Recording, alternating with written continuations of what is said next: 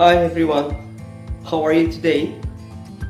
Okay, in this video, I will show you how to use possessive noun. Okay, nah kali ini kita akan belajar tentang possessive noun atau benda kepemilikan, ya, atau benda yang berhubungan dengan kepemilikan.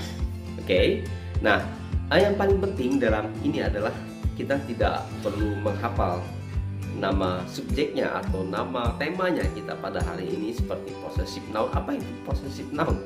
Jadi yang perlu kita perhatikan, yang perlu kita ingat adalah fungsi atau penggunaan kalimatnya seperti apa.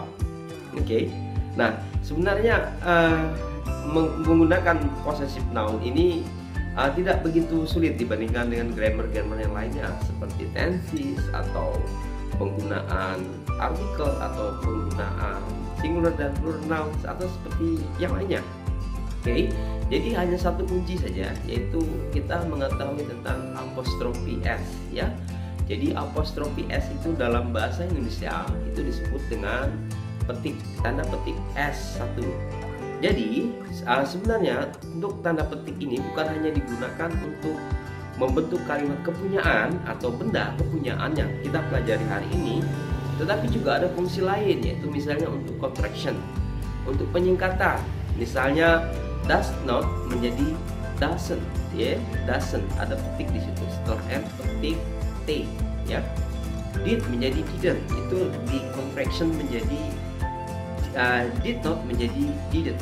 Oke, ada contraction menggunakan tanda petik. Oke, nah jadi secara khusus kita akan mempelajari tentang apostrofi s yang berhubungan dengan kepunyaan, ya, yaitu yang disebut dengan possessive noun atau benda yang berhubungan dengan kepunyaan. Kata kuncinya tadi adalah hanya apostrofi s.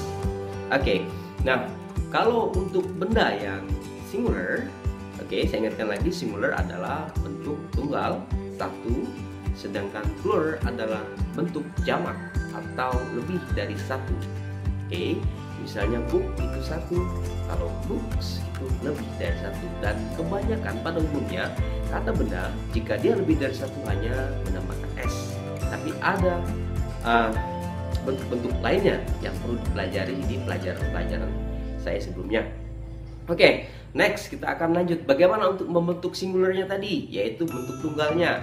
Kalau tunggalnya itu tinggal menambahkan petik s saja. Misalnya the student name. Oke, the student petik s name. Namanya siswa, right? Oke, misalnya adalah my friend's name. Oke, my friend's petik s name. Nama teman saya. Oke, next. The children's name. Oke, nama anak-anak.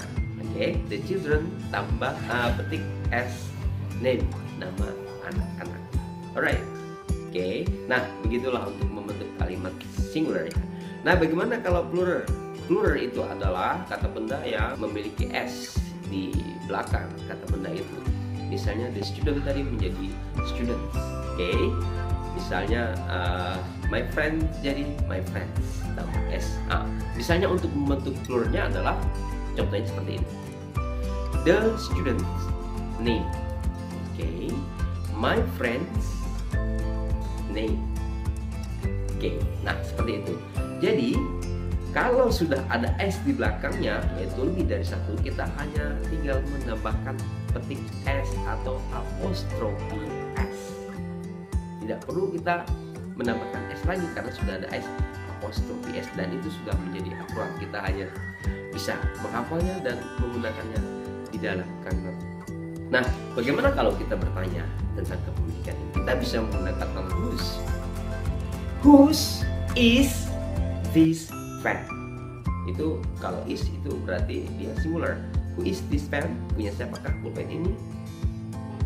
This is Budi's pen. Oke. This is Firman pen.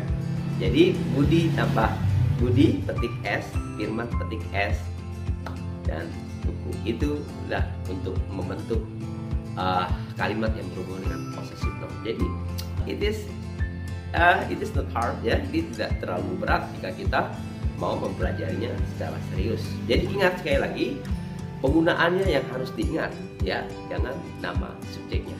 Oke, subjeknya adalah possessive noun. Ya, terima kasih atas perhatiannya. Terima kasih, thank you very much for your attention. See you next time. Bye.